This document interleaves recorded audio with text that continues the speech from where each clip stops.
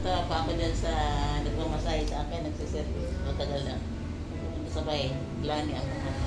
Sabi ko, ang puti niya. Sabi ko, sabi ko, saan ka ba nagpakilay? At malayo pa lang, kita-kita talaga yung ano niya. Sa sobrang puti niya, maitim yung kilay niya nagpakilay siya, nagpatato. Ang ganda naman ang kilay mo, sabi niya. Kitang-kita agad, malayo pa lang. Sabi ng anak ko ba, hindi ka na nagpupunta kay Tita Norma. Gusto ko nga, kaso yung paa ko naman kako. Oo nga sabi.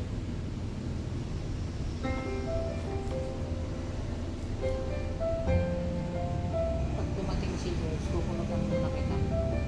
Kahit yung adopted ko, hindi niya kaya hindi niya kaya kulitin yung buko at saka yung maglinis. Hindi ko type talaga. Bakit kaya? Pinipilit niya ako kapon. Sabi ka, umuwi ka na lang sa Tiaong. Sabi ko gano'n sa kanya. Ay naku, may okasyon ate, ganun, may okasyon. Okay lang ako.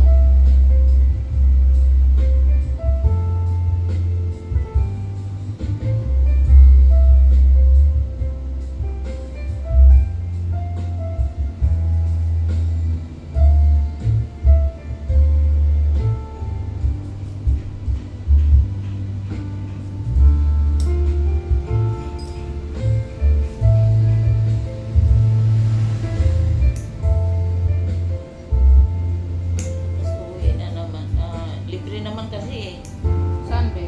sa Palawan. Palawan. Oo, tapos uwi na naman ako sa... Sarap ang daing doon. Oo, sabi nga ni Dino yung pinsan ko. Dala kang daing. Dito, sabi ko na, ipasyal kita dito. Kaso ang nasa club, matagal. Ayaw ko nga ng matagal Gusto ko yung mga 1 linggo lang, ayaw ko ng buwan. Kasi may alaga nga ako yung mga ibon ko baka mga matay. Kasi nang umuwi ako minsan. Isang buwan ka na, te? Oo, ayaw ko nga Gusto ko lang mga 1 linggo. Delivery naman yung pamasahe sa aeroplano. May dumating naman na kinakapatid ko. Naka-base yun sa USA, matagalan ko na. Sabi niya sa akin, uwi tayo itong August 10. Libre ko kayo, gano'n. Sabi ko, gustuin ko man, hindi ko maiwanan yung bahay talaga. Wala akong makapagpatiwala. Mahirap pagka wala sa bahay. Oo, mahirap lang. Tingnan mo, ang tagal ko. Ako pa naglinis Nakatunga nga sila lahat. Kami nga ngayong uuwi kami kasi piyesta sa amin ngayong 25. Doon sa Mindoro? O, dito Sa sa Pampanga. Sabi ko kay George, parang ayaw ko nahihirapan naman ako. Pagdating dito, dami na naman bayarin. Oo. Imbis na pag-ipunan mo. Ewan ko. Masarap nga kasi sabi sa akin ni Dina, kita, kailangan mag-ano ka naman, mag-enjoy. Marami nga nagkano sa Facebook. Ganyan. Kahit yung sa Amerika, sabi ng mga ina, ganyan ninang, huwag ka mag-mugdan. Kaso ako din pagdating sa bahay, ako din maghugas ng pinggan. Umalis ako dito. Pinagkanan nila, dito pa, pag uwi ko, nandito pa rin. Grabe naman yun. Ay, alam naman niya yun Grabe, walang talaga. Pag malinis pa naman, doon nila tinatambak yung kanilang mga anik-anik.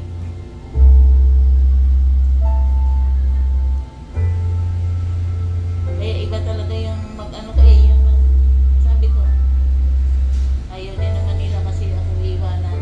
Sabi ko, pwede naman kayong magsarili. Hindi mo, sabi mama, hindi ka natatakot. Sino ka namang tinakatakutan ko? Mas nga ako papor dahil walang abala, walang magdudumi ba, yung Ma-stress.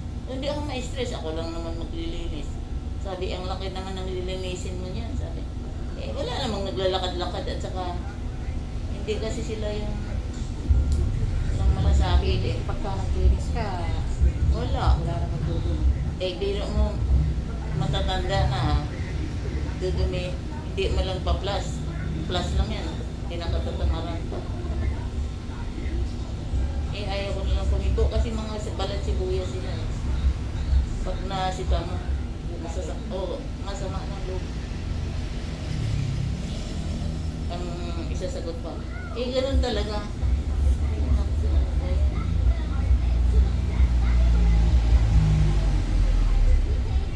Grabe ko mga tao ito. Ito lang ang iiwan ko sa kanila. Ayaw pa nila ayusin. Oo, gusto ko kasi yung ikaw gagastos lahat-lahat. Tapos gusto ko naman sisinukin nila. Ito magpaganda lang kami lahat. Naulang kahapon eh. Mambul na ata ah.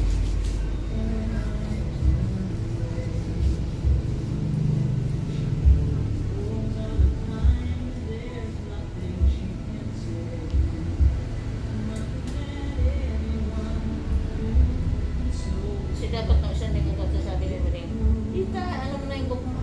Isang linggo lang din naman sa iyo eh.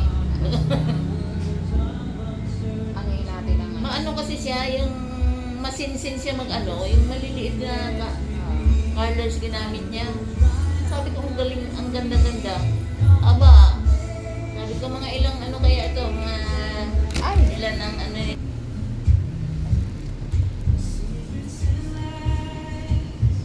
Parang ako lang pag umaga ganun Tumawag din. ka ngayon natin Sen. Pagkamanas. Mababa. Eh, paano kasi itong anak ko, ayaw ko lang magtampo sa akin. Araw-araw yun. Baba ka. Sinasabi ko sa akin. Payat ka pa nung pumunta kayo dito last eh. Katatapos ko lang ng paglibing naman ng kuya ko.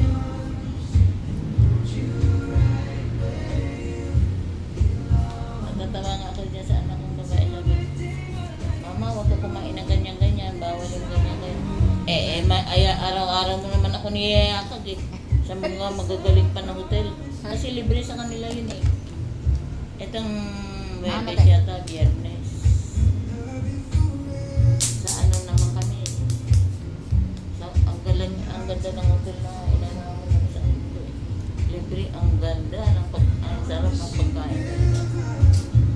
Kwanto sawa. Buffet.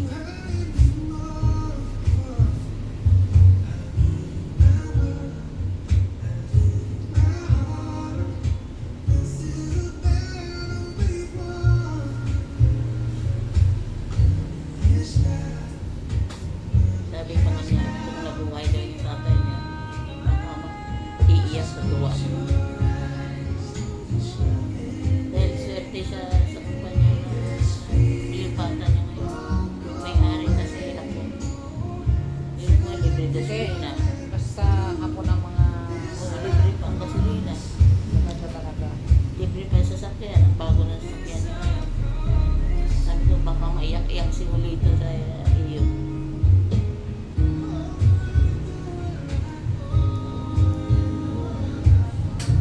Nasabi pa naman ng tatay mo, buhay pa. Ako yung mga anak ko sa ini, manghiyain. Paano kasi sa yan?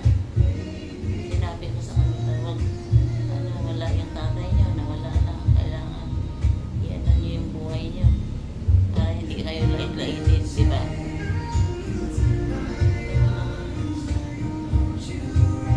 Isa lang anak mong babae na to. Saka may mga bahayan sila. Iniwan nila doon sa, yun na, Baliches, sa Kasamarin. Binibenta nga yan, ganda. Wala namang tao. Tapos sa Pangasinan, ang ganda din. Sinagawan siya ng pena niya ng 1,000 square meter. Sabi ko na, wala namang tao. Pupuntahan mo lang doon para i-maintain mo. Ang layo-layo.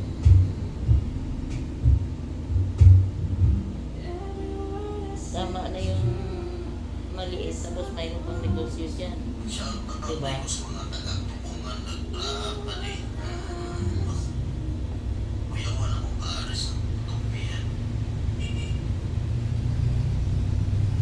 Kaya nga ako gusto ko sana yung mag-ukay-ukay. Ukay-ukay at saka yung kasi hindi naman na ano yung ukay-ukay. Hindi napapanis. E paano sinalambakan kami ng mga galing sa US, yung binan niya. Kakayanin ko naman yan. Ang dami ko na naipamigay.